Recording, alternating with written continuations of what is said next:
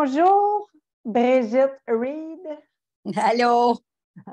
On s'est parlé un petit peu en amont, mais là, on active le processus pour pouvoir vraiment t'honorer. J'ai envie de te présenter à ma communauté. Je l'ai dit, je te l'ai demandé, je te remercie d'accepter cette invitation-là. Ça challenge un peu nos égos, bien sûr, d'être vu, peut-être jugé, critiqué. Hein? Il y a plein de choses qui peuvent se passer dans notre tête, tu le sais.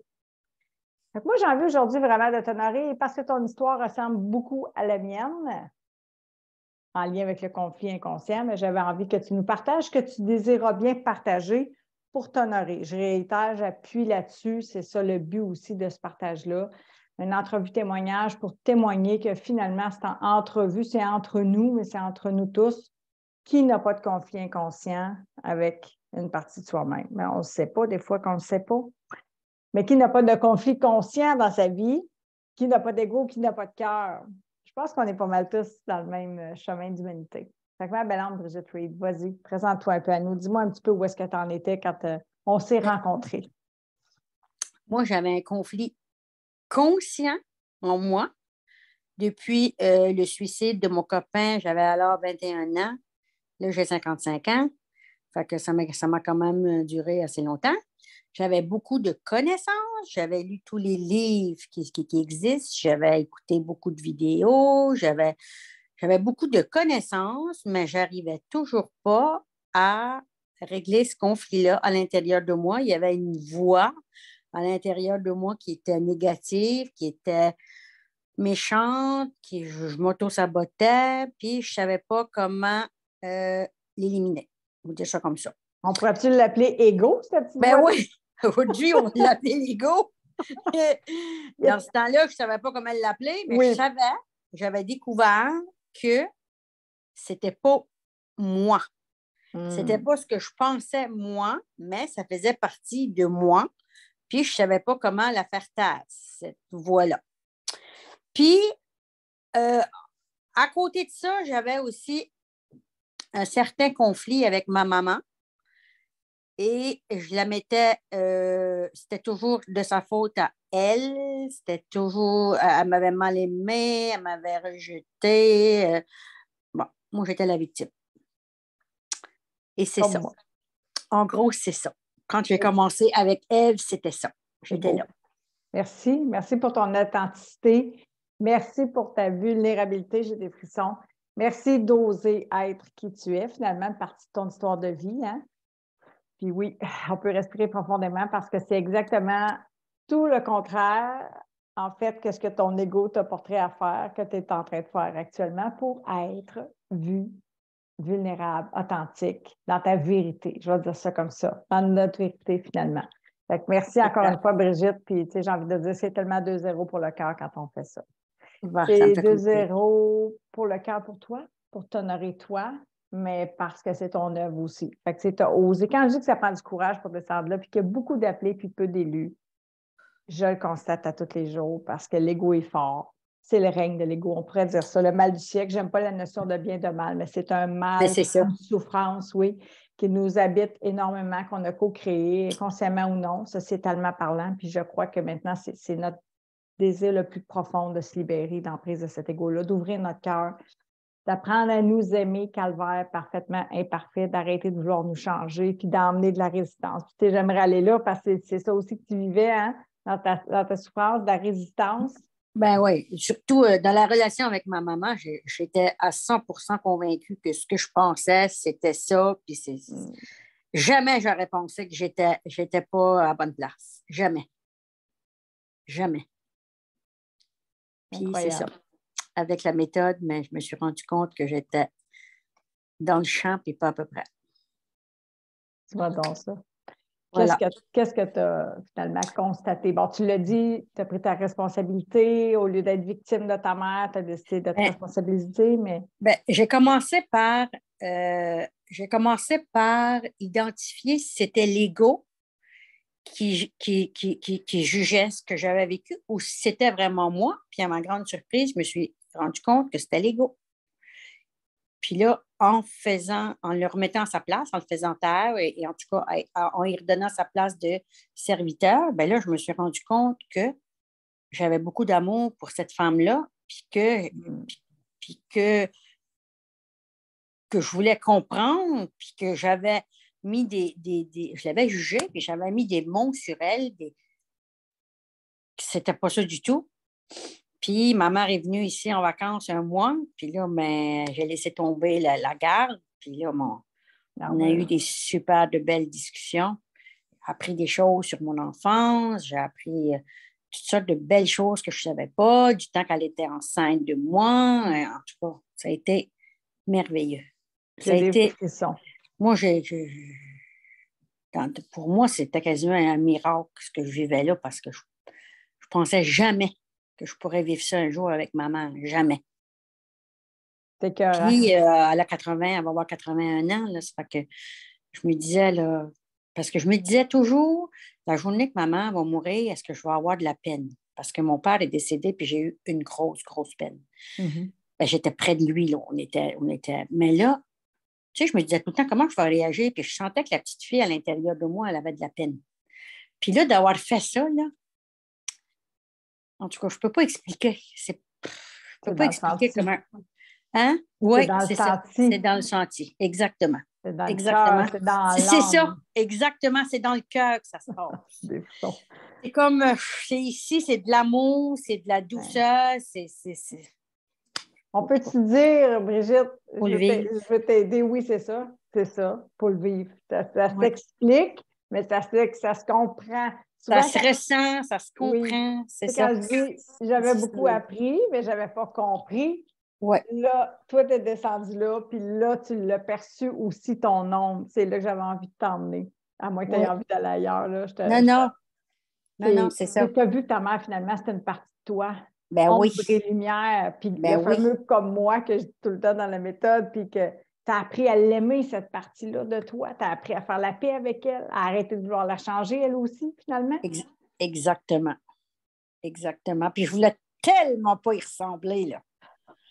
Pouf! Là, quelqu'un me disait, tu ressembles à ta mère. C'était presque une insulte. C'est incroyable. Puis quand je me rends compte aujourd'hui comment est-ce que l'ego était en grande partie coupable de ça, puis sinon, ben, c'est ça, de ressentir. En tout cas, je vous dis, là, hey, j'ai 55 ans, là. Puis je vis ça pour la première fois de ma vie avec ma maman, puis je suis chanceuse parce qu'elle est vivante. Je suis très chanceuse. Je suis tellement heureuse pour toi, pour elle, pour nous. C'est tellement beau, Brigitte, tu sais, je te l'ai déjà dit en mars dans la méthode, dans les coachings ou ailleurs, c'est écœurant, puis ça ne s'achète pas, ça. Ça s'acquiert. Ça, c'est de l'œuvre, c'est du travail à sa vie par amour pour faire ce travail-là de la tête au cœur, puis percevoir notre ombre, puis apprendre à nous aimer en nous acceptant. Puis en éduquant l'ego, bien sûr, on l'a dit, là, pauvre petit ego, t'as peur. Même où je me juge, tu as tout soulevé, c'est ces 5 grandes étapes-là que tu avais besoin de processer dans le temps. On l'a dit, c'est 13 semaines, oui, parfois plus. L'ego résiste, il y a des obstacles. Il est tenace, il est très tenace. Oui, écoute, ça fait quand même quelques années que tu l'as laissé se fortifier, n'est-ce pas? Alors là, le temps de le remettre à sa place de serviteur, tu l'as dit, et non de maître. Puis, qu'est-ce qui t'a aidé dans la méthode? Qu'est-ce qui t'a le plus aidé? T'sais, on parle souvent, je soulève souvent les 3 piliers, l'environnement, l'accompagnement, le rituel, mais y a-t-il un élément plus favorisant dans l'accompagnement, c'est certain. Je ne sais pas si tu te rappelles, Ève, au début, quand on a attaqué, je vais dire ça de même, quand on a attaqué ce sujet-là, puis là, tu m'as dit un petit peu que j'étais réticente, puis je ne voulais pas. J'ai dit non, maman, elle va réagir, son ego est fort, puis là, je me souviens, quand on a fini notre coaching, tu m'as dit, ben, pense-y. Puis là, elle s'en venait, je pense, 3 ou 4 semaines plus tard.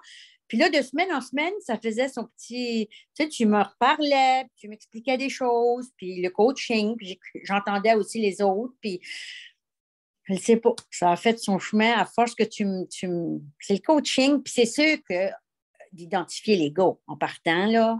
Apprendre qui est l'ego, puis le remettre à sa place. Ouais. Après ça, ben là, j'ai été capable de le reconnaître, puis dire, ben là, c'est lui le troublemaker, excusez le anglicisme, on va le remettre à sa place. Là, vite, là, quand je l'ai remis à sa place, ben, je me suis rendu compte que maman, elle n'était pas si pire que ça, puis qu'elle ne m'avait pas maltraité, puis tu comprends-tu?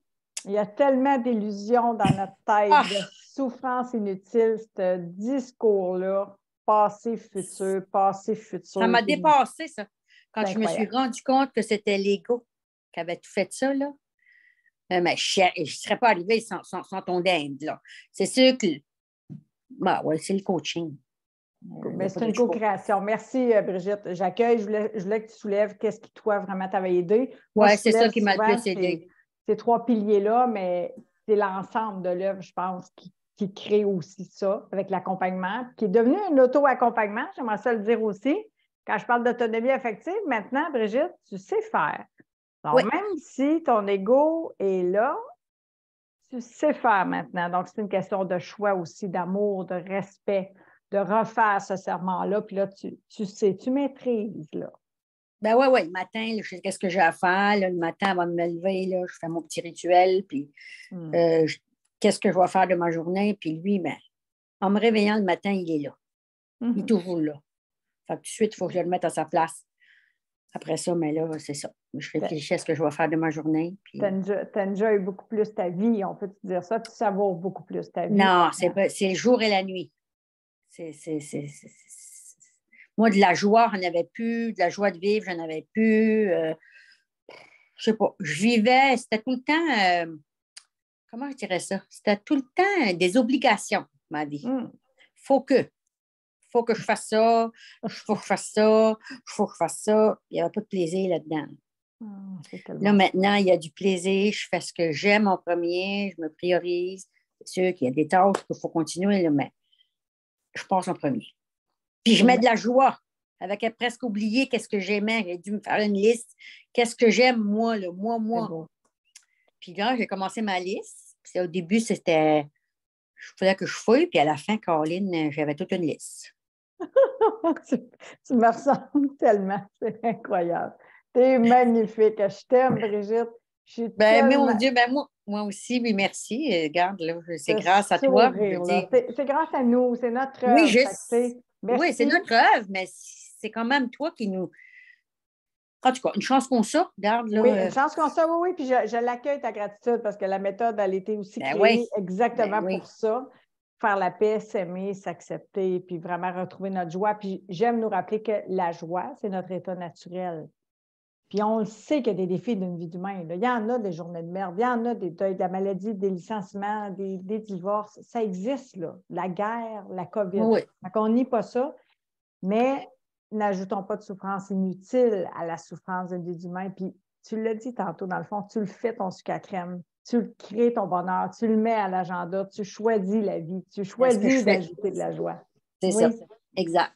C'est ça que tu fais. T'sais, moi, je le sais, je te vois là, mais tu l'as bien dit, puis j'espère que les gens vont prendre le temps de t'écouter puis de ressentir aussi que ça peut être possible pour eux.